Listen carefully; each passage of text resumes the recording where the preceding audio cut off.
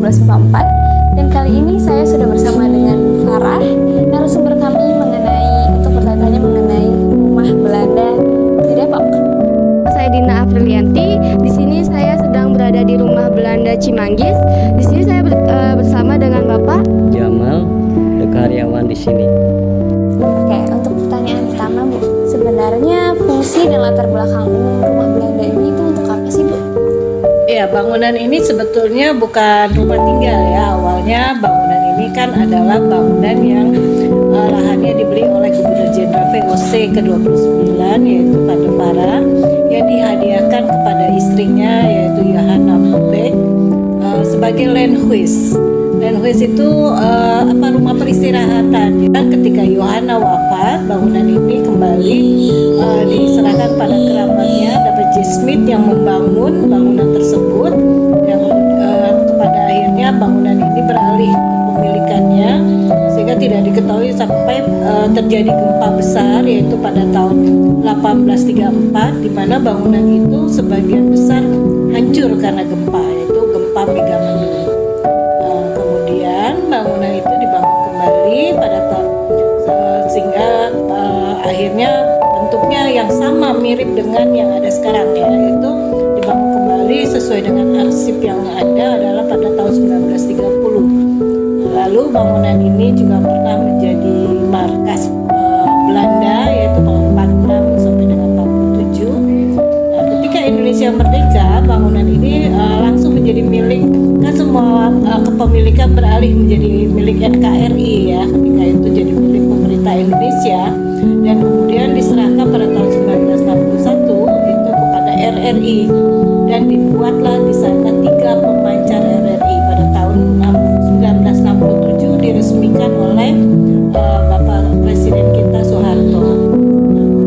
2002 dan sampai dengan 2005 ini mulai mengalami kerusakan. Akhirnya pada tahun 2018 bangunan ini ditetapkan sebagai bangunan cagar budaya dengan nama Gedung Tinggi Rumah Cimanggis sebagai cagar budaya pertama di Depok. Sehingga akhirnya pada 2019 dibuat satu tim perencana revitalisasi Rumah Cimanggis yang akhirnya pada tahun 2020 sampai dengan 2021 bangunan ini dibangun dan direvitalisasi. Apakah bangunan rumah Belandanya sudah dari awal seperti ini atau ada beberapa bagian direnovasi, Pak? Kalau dari awal renovasi itu tinggal badannya saja dan sudah pada rusak, atapnya juga, dindingnya juga, dan itu direnovasi semuanya memakan waktu yang lama. Ini tuh direnovasinya sebagian atau kayak semuanya dirombak, Pak? Sebagian saja, yang utuh itu badannya masih utuh, atap dan dinding saja dan lantai itu yang direnovasi. Peninggalan di sini kira-kira yang masih dari zaman dulu itu masih ada nggak sih, Pak, di sini? Yang peninggalan yang mendahulu seperti relik-relik masih zaman dulu, dan ini dindingnya juga masih zaman dahulu. Direnovasi aja, diperbaiki gitu. Sebenarnya kenapa sih, Bu, bangunan rumah Belanda ini disebut sebagai rumah 1000 genteng?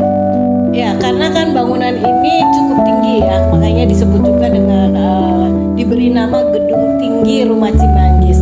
Kenapa dinamakan 1000 genteng? Karena banyaknya genteng itu jumlahnya tidak dapat dihitung, dan itu kan keempat sisinya bangunan itu, genteng itu cukup panjang ya, cukup tinggi sampai menutupi sebagian dari atap atau terasnya itu. Sebelumnya menyebutkan mengenai gedung tinggi nih berkaitan dengan rumah Belanda ini. Apakah ini karena dindingnya yang tinggi sehingga disebut sebagai gedung tinggi? Ya, kalau kita mau bicara sekarang dengan kondisi Depok tempo dulu ya, itu bangunan ini dulu itu sangat kelihatan. Kalau kita jadikan awalnya transportasi di Depok itu adalah menggunakan arus sungai. Kemudian dengan dibukanya adanya Rumah Cimanggis, mereka mulai berkuda. Dan kemudian Dendles itu kan sempat membuat jalur pos yang sekarang dikenal, salah satunya adalah Jalan Raya Bogor. Bangunan ini ketika zaman itu kan semua lahannya terbuka, belum banyak gedung, sehingga terlihat dari dibandingkan dengan rumah masyarakat yang ada di dekatnya. Apakah sebelum dan sesudah renovasi itu bentuknya persis seperti itu atau ada pengubahan di bagian bangunannya? Ya, kalau bicara bangunannya sekarang, ini adalah bangunan yang dikembalikan masanya ke 1930. Jadi bangunan yang pertama yang dibuat 1771 sampai dengan 1775 oleh David J. Smith itu bangunannya sudah runtuh sebagian besar karena ketika gempa 1834. Lalu baru dibangun kembali pada 1930-an. Jadi ketika kami tim perencana itu waktu mau merevitalisasi itu ada suatu keterangan bahwa mau dikembalikan ke masa yang kapan, karena arsip terakhir yang ditemukan adalah yang 1930 sehingga bangunan ini dikembalikan kepada masa 1930. Namun bangunan ini bukanlah bangunan yang dibuat baru, tapi dinding, kusen-kusen semua adalah bangunan yang memang ada ketika mengalami kerusakan. Jadi hanya atap yang rusak dikembalikan seperti atap yang lalu, kemudian kaca yang pecah diganti kacanya. Jadi dalam cagar budaya itu ada dua, restorasi dan revitalisasi. Kalau kita melakukan restorasi itu harus dikembalikan 100%, harus sama dengan aslinya.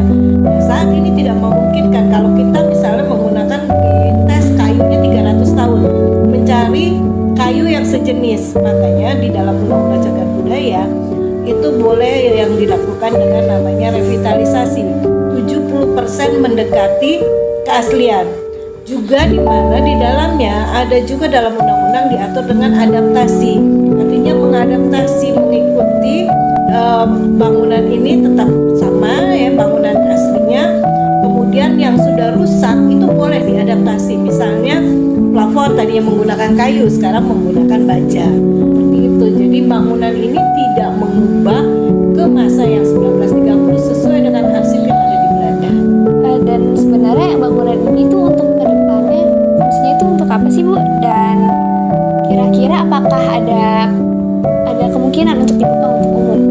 Ya, sesuai dengan ketika kajian perencanaan revitalisasi, bangunan ini akan digunakan sebagai rumah budaya, yaitu di mana bangunan ini bukan sebagai museum, tapi di salah satu ruang nanti akan ada galeri. Nah, kemudian nanti bangunan ini juga bisa digunakan untuk misalnya seminar, kemudian forum FGD ya, misalnya untuk acara-acara diskusi. Kemudian boleh dipakai buat pementasan seni misalnya, kemudian juga bisa pameran. Jadi makanya kenapa bangunan ini kedepannya adalah untuk rumah budaya, siapapun bisa untuk belajar di sana gitu, bukan hanya sekedar bangunan yang dikomersilkan. Misalnya tentu saja bangunan ini nanti pada saatnya akan berbayar, misalnya untuk bikin video klip kan harus berbayar, karena kenapa? Ada pemakaian listrik, kebersihannya. Nah itu hal-hal seperti itu pasti membutuhkan anggaran. Nah ini ke depan mungkin akan dikenakan seperti itu. Nah, mengenai untuk dibuka umum,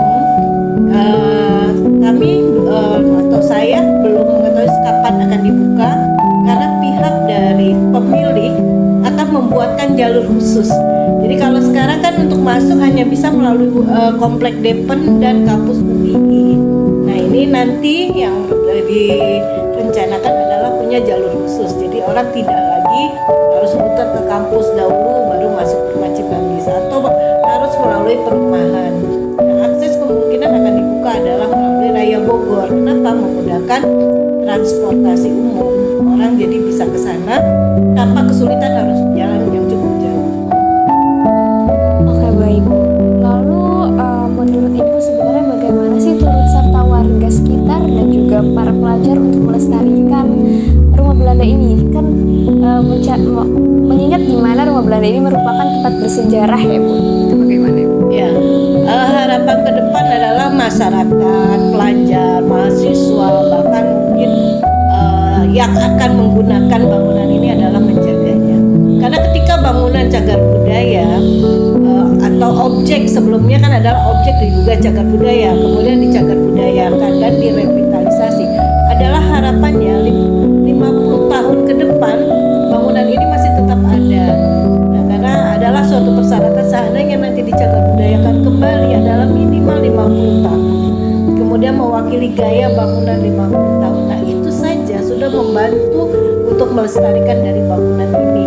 Nah, makanya kedepannya hindarilah tadi vandalisme.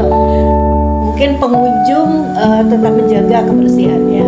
Kalau mau foto silakan berfoto, tapi kan ya kan sekarang ini lagi model orang berfoto kakinya menempel di dinding. Nah, hal-hal seperti itulah yang harus dihindari.